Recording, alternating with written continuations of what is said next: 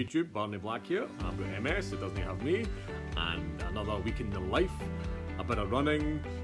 I've signed up for another marathon, and I'm going to share some thoughts on running on a budget. Cheers!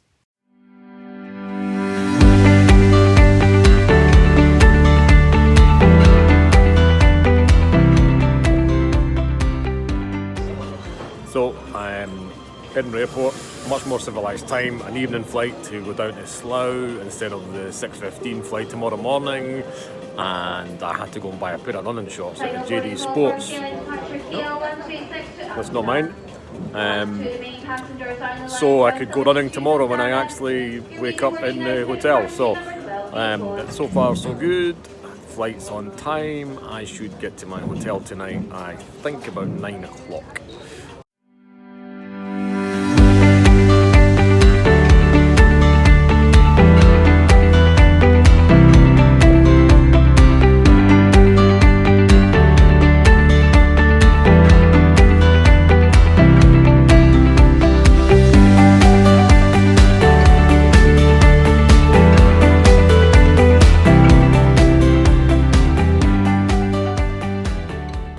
My day started back at 6 this morning, got up, walked the dog, made some sandwiches for Karen's lunch. I had Lottie's shirt for school, had a run in the pouring rain, and it got me thinking. You can't choose the weather, but you can choose if you're going to run whatever the weather. And if you're going to continue running, or you're going to have some sort of activities, especially this time of year, the weather's going to be hit or miss. Just make sure you dress properly for it. I mentioned the other night about layering up and dressing for the second mile. You've got to plan ahead, have a wee look at the weather forecast. The longer you run, the bigger the chance the weather's going to change. But yeah, so up tomorrow morning, I'll get a run. Meetings start from about 8 o'clock, 8:30 at work. And then I'm home tomorrow night on the 6:15 flight.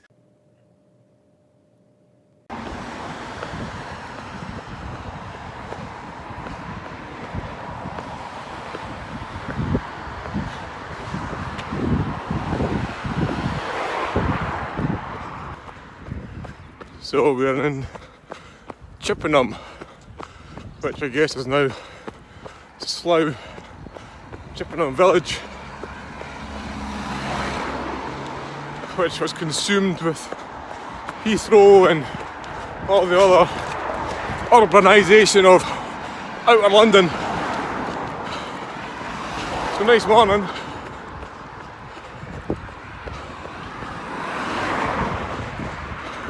It's dry, not too cold, so not a bad way to start.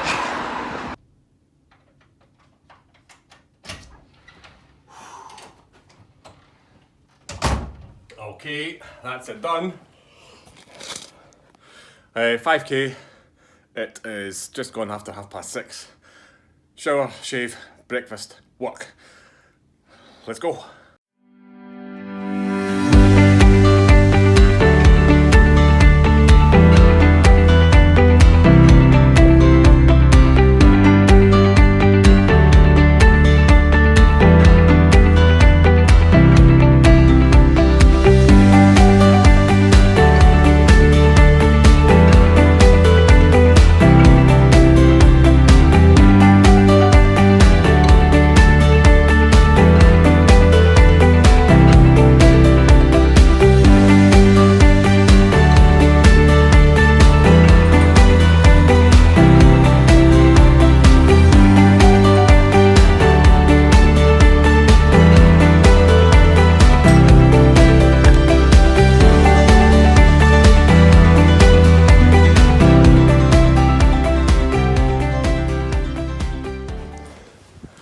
So tonight's run, get off. Tonight's run is in the dark, which you can possibly see. I'm in a tunnel at the minute. Well, it's a bridge really. And I've just done a mile warm up, and I'm now going to do some speed sessions, which I went out, when I headed out to go for a run, I just thought I'll do something different tonight. So I'm going to do a couple of miles of speed session work. It's going to be, you can't see it, but down here there are not telegraph poles, telephone poles, telegraph poles, which I'm going to use as markers, and I'm going to sprint from 1 to 2nd to 3rd to 4th to 5th to 6th to 7th. I think there's 9 of them in total, and I'll do recovery on the way back. So yeah, looking forward to this. That should be quite good fun. Let's do it.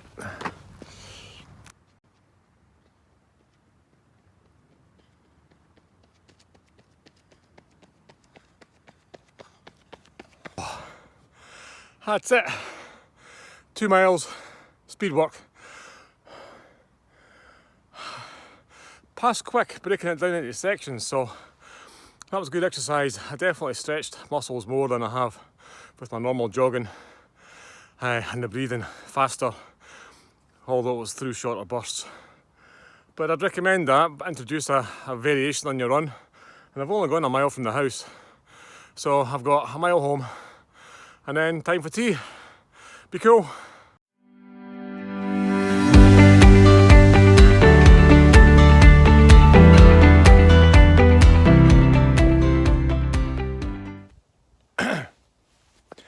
I'm probably about 2 miles in, but I've had to stop. This is one of the reasons that I go running, and it's just the peace. It's so quiet. A train might go past any minute, mind, but just listen.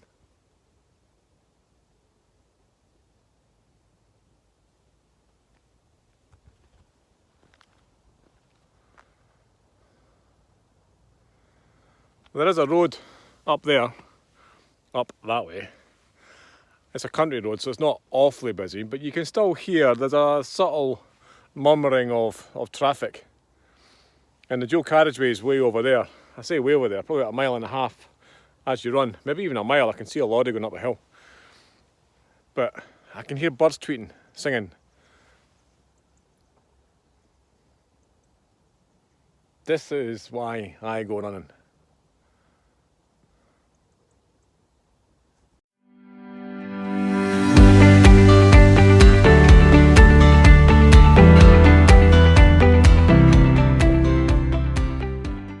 Okay, thank you for watching. To wrap this video up, I'm going to talk a little bit about running on a budget. It's something which I'm very conscious of, having just bought a pair of off-road running shoes. I need to now think about getting a pair of tarmac running shoes, just regular road running shoes. And it's the winter, so I began to look at the type of clothing that I might want to replace or add to my running collection so that I can be comfortable when I do head out. The first thing though is not about clothing, it's gym membership. I understand all the benefits of being a member of a gym. It's a comfortable environment, you've got the social element to it, you've got the experts, the trainers that are there to help you, guide you and help you with any personal training plans that you might want to work on. And you've clearly got all the kit that's available to you as well. And there's many, many more benefits. And I used to be a member of gyms over the years. I've been a member of 2 or 3 different gyms, just depending on where I've been around the UK. But now I'm a member of the Great Outdoors. It's open 24/7. It's absolutely free. It opens up opportunities and experiences that I can't always predict. And it definitely does put challenges in the way that, again, makes you want to work harder or try better the next time you go out and experience the same environment. And quite clearly there's a budget benefit. It doesn't cost me anything to go outdoors, whereas if I'm going to a gym, I've either got a pay-as-you-go fee or I've got to be looking at monthly subscriptions. Again, if gyms are your things, and I understand there's loads of benefits to it, but if you're looking to improve your budgeting, then gym membership would be one of the first things, if not the first thing I would be looking at to understand, am I getting the best value, or is there a way that I can improve what I do and spend less? Clothing, running shoes. So running shoes, the one thing about running shoes that I would definitely encourage people to look at is last year's models. Have a look at, if you're in a shop and you're looking at particular trainers and they're the ones that you really, really like, just have do a bit of research. do they have last year's model? You will probably find yourself saving 20, 30, 40 quid. Go online, it might not be necessarily through the retailer that you've originally been in, but it could well be. You might even want to ask the retailer if they've got last year's stock. And that applies to equipment, tops, shorts, anything. Socks. I wouldn't scrimp and save on socks. You definitely want to make sure that you do a little bit of research on socks. You want to get socks that are breathable, that are wickable, that take away the moisture from your feet, and that are less likely to cause you any kind of blistering or any other problems with your feet. It's not just about the running shoes. The socks that you wear will make a difference. So socks is possibly the one thing I would say.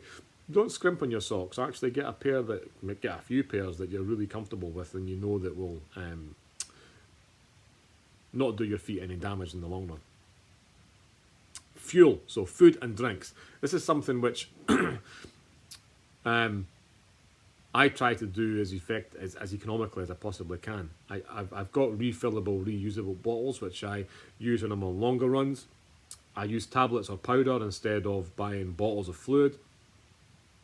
And my other half, Karen, she has began to make flapjacks, which I use as my kind of protein bars, as and when they're made. I need to perhaps start making them myself. So I guess on the back of that, find ways to do your own thing. So you can make your own flapjacks, and clearly there's lots of different ways you can experiment with that. Use powders or tablets rather than bottles of fluid. And if you can, join up with someone where you can buy in bulk. If you're buying in bulk, you're going to save money in the long term. The portion sizes, the sizes of each pack will come down. So see if you can double up with somebody. Excuse I.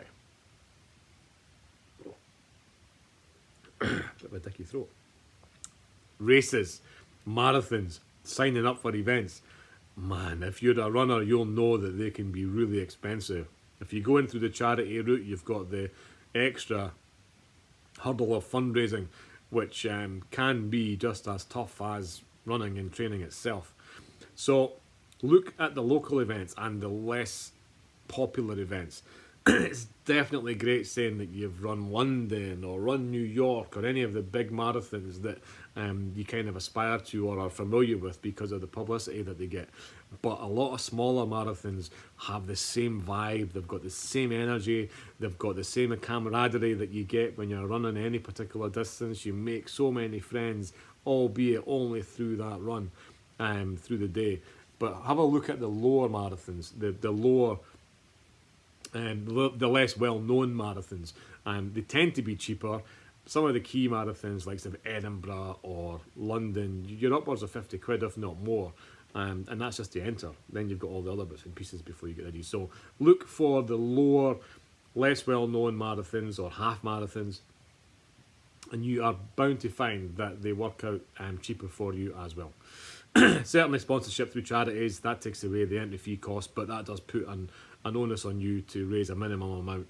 And again, for the bigger marathons, that tends to be a much bigger amount that you need to raise, and that does put extra pressure on you, as well as the pressure that you've got trying to get ready physically for it.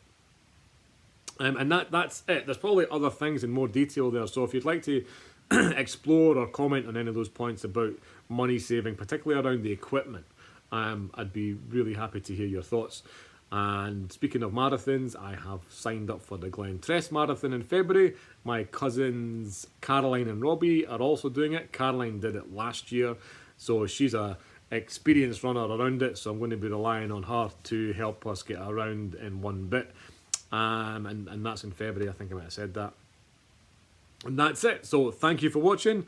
If you're a subscriber, thanks for taking the time. If you're not a subscriber, click that subscribe button. And if you like the video, give us a thumbs up. Cheers. Be cool.